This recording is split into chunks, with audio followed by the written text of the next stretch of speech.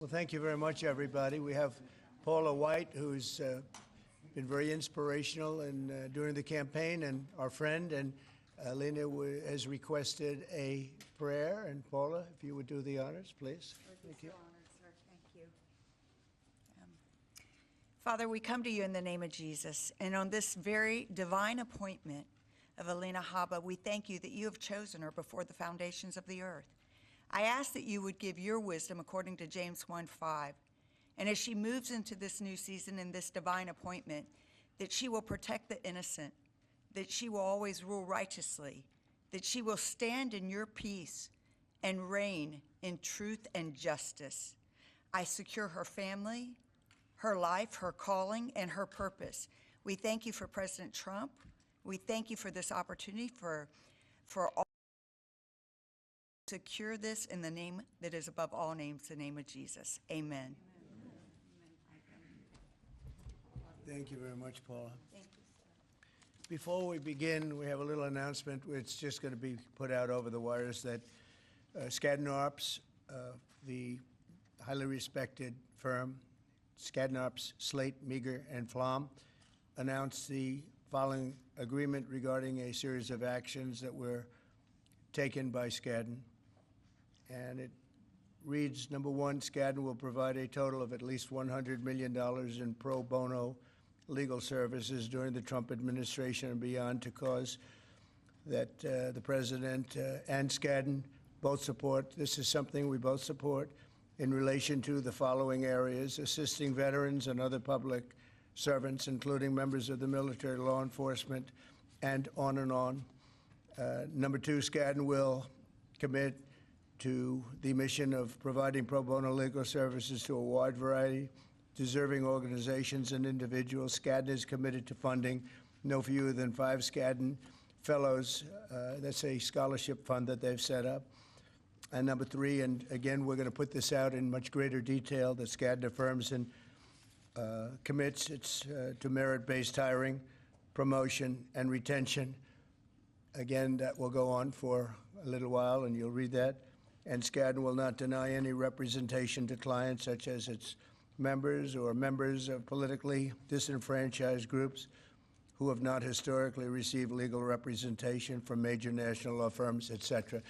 So this is going out now, and I'm instructing my people to release it. And this just was announced, so you can you'll get it in. This was essentially a settlement, and you'll be able to read that in great detail. We appreciate Skadden's coming to the table. As you know, other law firms have likewise settled the case, and it's a shame. What's gone on is a shame, but we very much appreciate their coming to the table. But we're here for right now a different reason. It's a very important one, because today we're thrilled to swear in our interim U.S. Attorney for the District of New Jersey, Alina Habba. Congratulations, Alina.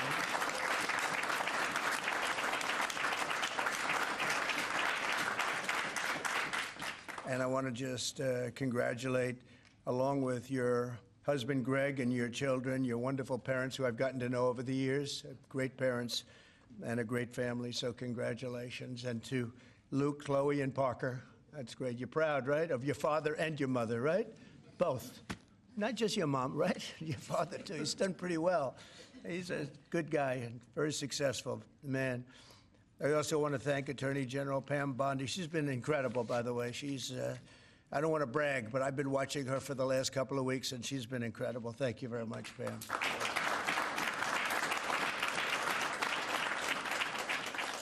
And a couple of others who have been really outstanding. Secretary of Commerce Howard Lutnick. Thank you, Howard. Thank you very much. And I think I see Scott there. This is somebody at the Treasury. Nobody's going to outfox Scott, right? Nobody. And he's waiting for Liberation Day, right? Which is April 2nd. We wanted to do it April 1st, but that has some negative connotation. And I see Sebastian Gorka there. Thank you, Sebastian, very much. That's very much. Kevin, thank you very much. We have great people. Susie Wiles, most powerful woman in the world. who was just rated the most powerful woman in the world. If you think about it, I guess it's true when you think about it. Anyway, thank you, Susie. And Director Kash Patel. Where's Kash? Kash is fantastic. Fantastic. Thank you, Kash. So Alina is a proud New Jersey native. She was born and raised in Summit and now lives in Bernardsville with her family, beautiful area of our country. After a career leading a successful law practice in the state, very successful, Alina joined my legal team several years ago and helped spearhead the effort to defeat the corrupt and grotesque weapon of our justice system. She was very effective at doing it, and I want to thank you for doing it. You took a lot of abuse, and now they're all sort of apologizing. So anyway, but we appreciate it. Great job you did. Thank you for allowing her to do it, because your life wasn't made any easier, was it? Huh? They even came after him. And they didn't come after the kids. They would have waited about a year or two. You're very lucky. You're very lucky. But through her work, Alina became a nationally recognized warrior for the fair, equal, and impartial rule of law. She also serves as a key member of my successful 2024 campaign for president. You saw her doing a lot of explaining and doing it very well. And upon my inauguration, she joined the White House as senior staff. She was a senior staff member as the counselor to the president, and she counseled me very well. Alina has been named to the Super Lawyers Rising Stars list every year since 2014, and also earned a spot on the top 100 lawyers in America numerous times. As a young person, it's very unusual to have achieved that. As U.S. Attorney for New Jersey, Alina will work tirelessly to weed out crime and corruption and restore law and order to the Garden State, as we call it. It's the Garden State. It's a great place. I think it's highly underrated. It's a great place to be and to live, and we all love it. Under the last administration, violent crime in New Jersey, however, rose more than 60%. And under the last administration, violent crime throughout the country rose at levels that are higher than that and unacceptable. And we're bringing it down, and we're getting rid of a lot of bad people. They're being taken out. And we hope this court system that's become so active all of a sudden in trying to protect some very, very bad people of crime, they have to stop. They have to let us do the job. We were elected to do the job. They shouldn't be interfering in that. It's a very sad thing that's going on. Nobody can even believe it. They'd rather have them stay in our country. These are murderers in many cases and people about as bad as we've ever seen. And they have to let us do the job. They have to let Kash and Pam and everybody else do their job. Alina will take on the violence and the law-breaking in Newark, however, and Camden and all parts of New Jersey, and she'll be as good as it gets because there's a lot of bad things happening there, too. She'll stop the graft and corruption in Trenton, and she'll persecute human traffickers, gang members, illegal aliens, and criminal cartels to the fullest extent of the law. And between Pam and Alina, you don't want them after you, I can tell you. I watched Pam 2 days ago talking about what was so unfair to a patriot, what was happening. And she said, "We're watching you, we're looking for you, and you're not going to get away with it." You did very well. I think a lot of that stuff is stopped. They watched and they said, who needs this, right, Pam? So thank you very much. Really amazing job that you're doing. So, Alina, I want to congratulate you now. I will ask Pam, our Attorney General, to come up and do the honors of swearing in. And this is a great day for law enforcement in our country. Thank you very much. Thank you. Thank you.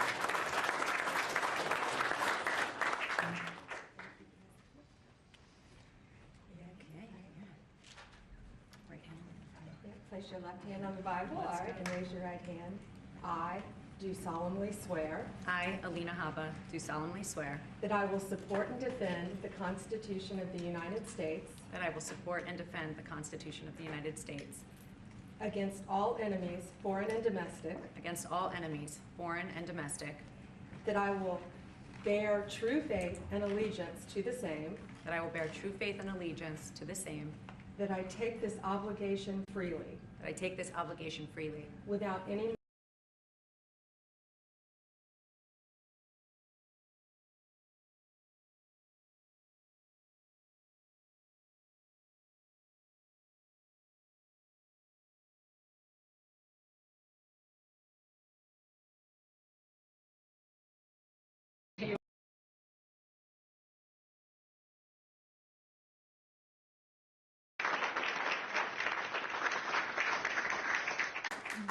Thank you so much, President Trump. Thank you, Pam Bondi. Thank you, more importantly, to every person in this room. There are so many people that I won't even try to start naming them. I would not be standing here today if it was not for the man to my right. If, as a person who's a first-generation American with parents that came in legally, I would like to say that I do not ever, ever take for granted that every dream that I ever could have imagined, I have surpassed because of this administration, because of President Trump. 4 years ago, he entrusted faith in me as his personal attorney, and I have been on the journey of a lifetime every single day for that. But I have also been with him through some very dark days when I lost faith in our justice system, when I saw things that I never, ever thought I would ever see. And from being outside the courtroom steps, defending him and defending our great nation, I saw the most resilience I've ever seen in my life. This man kept fighting for America, and I'm just so honored that now I get to fight for the state of New Jersey. I will do a good job, sir. I will clean it up, and we're going to make New Jersey great again. Thank you so much. Thank you.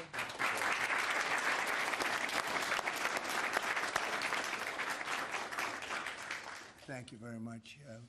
Do you have any questions, please? Mr. President, Canada's Prime Minister says that they will be implementing retaliatory tariffs. You said if that were to happen, that you would be responding with large-scale tariffs. Will you be following through with that promise? Well, absolutely, but we had a very good conversation. Mark called me today at 10 o'clock. We put out a statement. We had a very, very good talk. He's going through an election now, and we'll see what happens, but we have Liberation Day, as you know, on April 2nd, because, and I'm not referring to Canada, but many countries have taken advantage of us, the likes of which nobody even thought was possible for many, many decades, And, you know, that has to stop. We're going to end up with a very good relationship with Canada and a lot of the other countries. Some we probably won't. It won't be so pleasant. But I think most countries are agreeing with me. They actually, many of them have actually apologized. They said, look, we have taken advantage. And I don't blame them as much as I blame the people that stood, in this case I can say the men, because so far they've been all men, haven't they? But the men that sat right there and behind the Resolute desk, mostly the Resolute desk, you know. I don't know if you know, you have a choice of 7 desks. The Resolute is the one I like, but some chose other ones. But they sat right behind a desk right in this location, and they let our country be hurt very badly. But I didn't do that. So, but we had a very good talk, the Prime Minister and myself, and I think things are going to work out very well between Canada and the United States. Yeah, please, go ahead. Mr. President, how is the talks with India on tariff going on, and what is the expectation from India? How much do you want them Well, to as you know, Prime Minister Modi was here just recently, and we've always been very good friends. India is one of the highest tariffing nations in the world. You know that. I know. Thank you for shaking your head, but it's brutal. It's brutal. They're very smart, and he's a very smart man and a great friend of mine, actually. And we had very good talks. I think it's going to work out very well between India and our country. Very, very well. And I want to say you have a great Prime Minister. Mr. President, there's been a very serious earthquake in Burma, Myanmar, today, with up to several hundred killed. Yeah. The military regime there has asked for help from anybody. Yeah, we're going to be helping. We've already alerted the people. Yeah, it's terrible what's happened. It's helping. We've already spoken with the country. Okay, please. Mr. President, yesterday you asked Representative Stefanik to stay in her seat. Can you explain your reason for that? Did it have anything to do with the tight polling in the Florida district that former Representative Waltz held? Well, I think we're doing, I think we had, as you know, we have a few elections going on, and she is phenomenal, number one. She is a friend of mine, and she was going to go to the United Nations, and I said, look, there's a lot of room for doing that or something else, but she's very popular in her district, and I didn't want to take a chance. I don't even know who else is running. I assume somebody else would have been running, but if she runs, she can't be, you never want to say can't be beaten, but I think can't be beaten. She's very, very well-liked and very smart. And I said, Lise, would you do me a favor? We cannot take a chance. We have a slim margin. We don't want to take any chances. We don't want to experiment. And she polls like I do. I won her district, as you know, by a lot of points. and she also does very well there. When it comes to Florida, you have 2 races, and they seem to be good. It's a Trump plus 32 area. The one thing is they're spending like $12 million, and our candidate doesn't have that kind of money, spending much less than that, like maybe 1/12, about $1 million, a little bit more than $1 million. So the airwaves are blanketed, and you never know what happens in a case like that. I won it by 32 points, and it's very, very strong. It used to be Democrat, but when I came along, they liked me for whatever reason. You'll have to explain that, but they liked me. We're way up, but you don't know what happened. Second district, who seems to be in pretty good shape, but likewise, he's being outspent about 5-1. So we don't want to take any chances. So I went to Elise and I said, Elise, do you mind? Very highly rated person, you know, she was a real leader, and she will be again. I spoke with Mike Johnson. They're going to put her in a high leadership position, but will you mind staying in Congress? Because we don't want to take any chances. And it's as simple as that. It's basic politics. It's politics 101. She's very popular. She's going to win. And somebody else will probably win too, because we did very well there. I did very well there, but the word probably is no good. So I really appreciate her doing it. She's doing me a big favor when she does it, because she was all set to go to the United Nations, and she would have dealt with Putin and Zelensky and everybody else, and she would have been very effective. But we really we don't want to take any chances, because it is tight. Mr. President, No, go ahead, please. Thank you, sir. You and your team apprehended a top 3 leader in the violent gang MS-13 yesterday, just 30 minutes outside of Washington, D.C. What has made you and your team so effective in finding, locating, apprehending, and deporting these violent, illegal migrants? I love this guy. I wish more people would ask questions like that. But thank you. That's very nice. I appreciate it. And they happen. All you're doing is being fair with you when you ask a question in that way. Pam Bondi and Kash Patel and all of the rest of law enforcement. And I think we have to include ICE and Border Patrol, you know, Paul of Border Patrol, the whole group from Border Patrol. They're so incredible, and it's, you know, dangerous stuff, hard stuff, and it's really an unforced error, because these people were allowed into this country. They shouldn't have been in this country. They would have never been in this country. We're getting rid of some of the worst criminals in the world. They came out of jails and mental institutions from all over the world. But Pam and the whole group, and Kash, who's here, and it's so good to have him.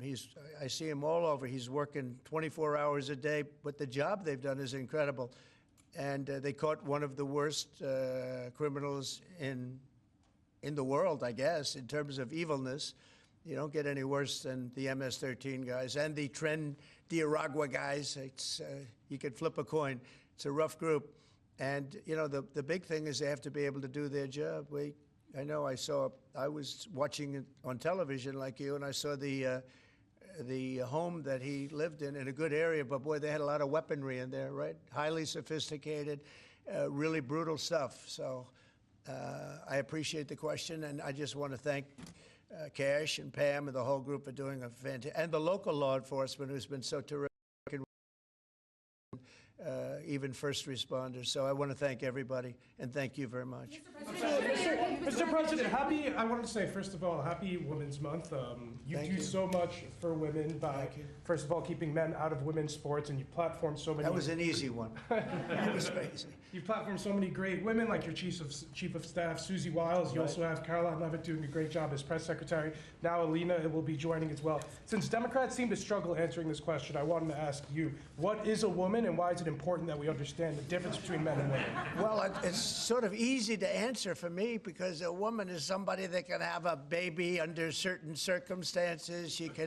She has a quality. A woman is a person who's much smarter than a man, I've always found.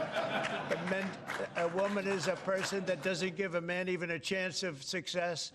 And a woman's a person that in many cases has been treated very badly, because I think that what happens with this crazy issue of men being able to play in women's sports is just ridiculous and very unfair to women and very demeaning to women.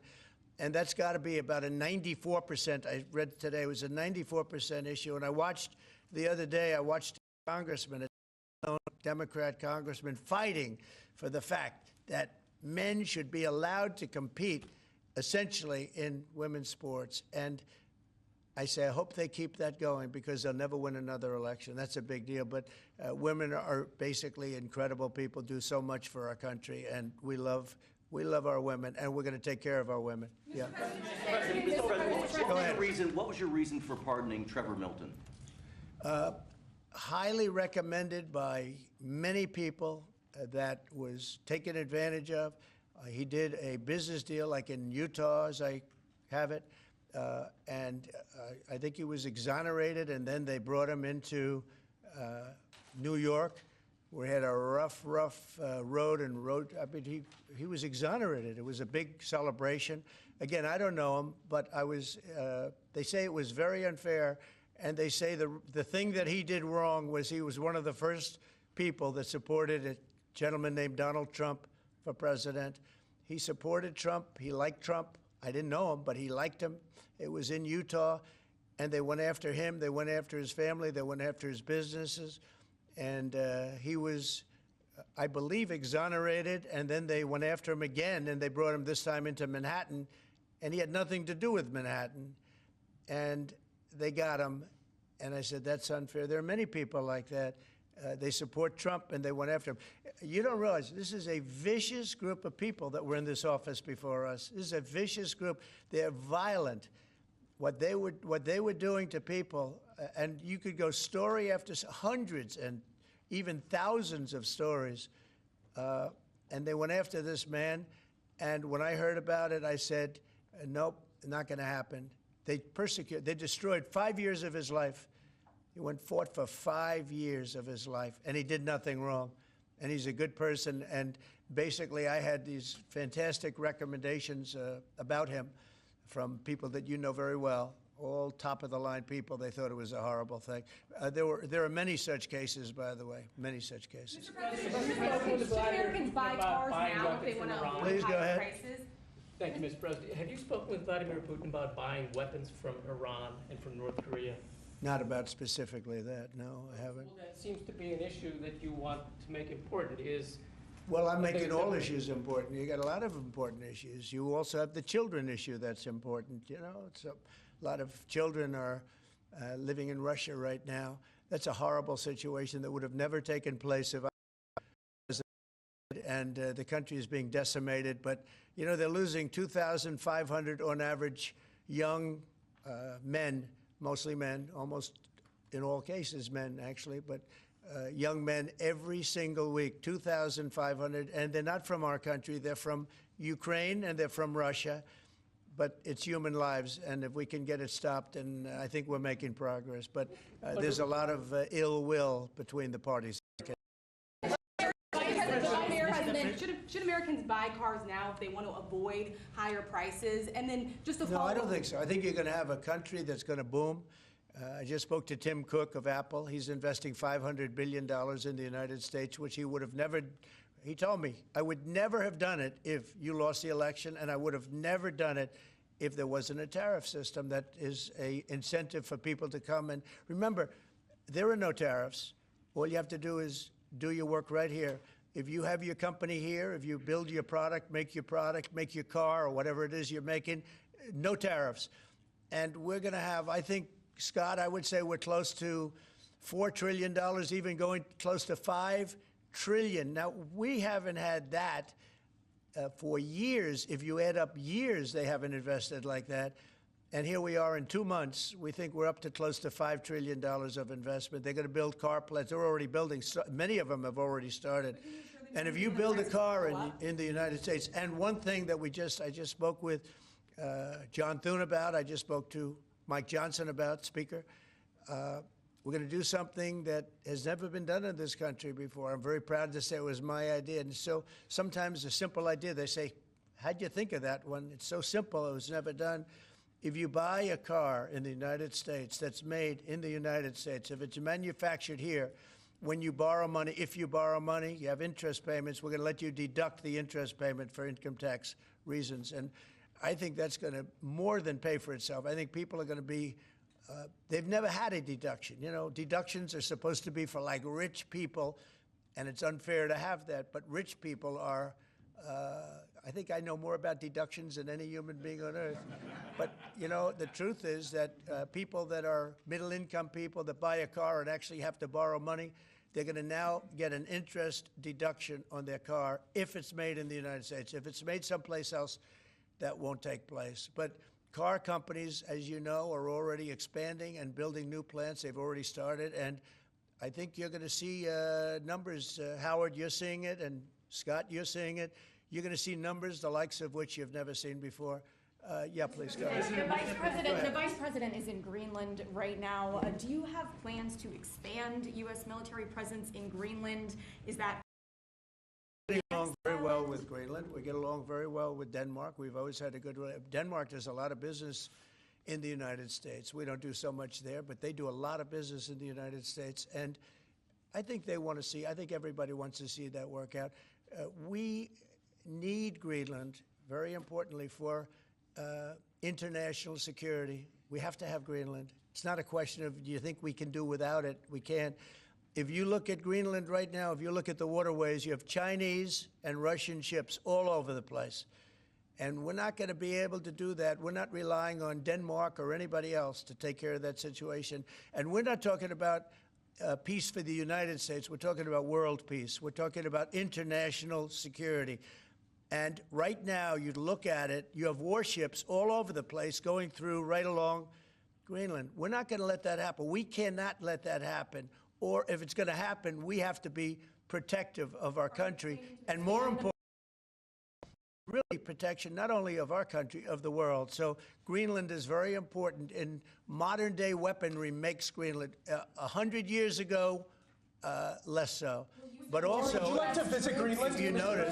If you notice, also some of those, you could call them roadways, okay? They're water roadways. But some of those areas are opening up, and they're opening up icebreakers out there. They're opening them, and by just nature, they're opening up, and they're headed right into China, right into Russia. And we have no choice. The answer is he's there with his wonderful wife, Usha. They're there right now. They landed a couple of hours ago, and they will represent us well. But Greenland's very important for the peace of the world, not us, the peace of the entire world. And I think Denmark understands it. I think the European Union understands it. And if they don't, we're going to have to explain it to them. Would you like to visit? Would you like to visit Greenland? Iranian drones are attacking Ukraine every day. That's it. Iranian drones are attacking and killing Ukrainians every day. Why aren't you doing something about that? Well, we're going to see what happens with that. I'm getting reports on that, and we're looking at a report. You're right. They make a lot of drones. Iran makes a lot of drones. They make very effective drones, too. They do very effectively at some things, but Iran is very high on my list of things to watch. And as you probably know, I sent them a letter just recently, and I said, you're going to have to make a decision one way or the other. And we're going to either have to talk and talk it out, or very bad things are going to happen to Iran. And I don't want that to happen. I don't want that to happen. My big preference, and I don't say this through strength or weakness, my big preference is we work it out with Iran. But if we don't work it out, bad things are going to happen to Iran. Okay, thank you very much, everybody. Thank you. Guys, let's go. Come on, guys. Thank you, everyone. Thank you, guys. Thank you, everyone. Quickly.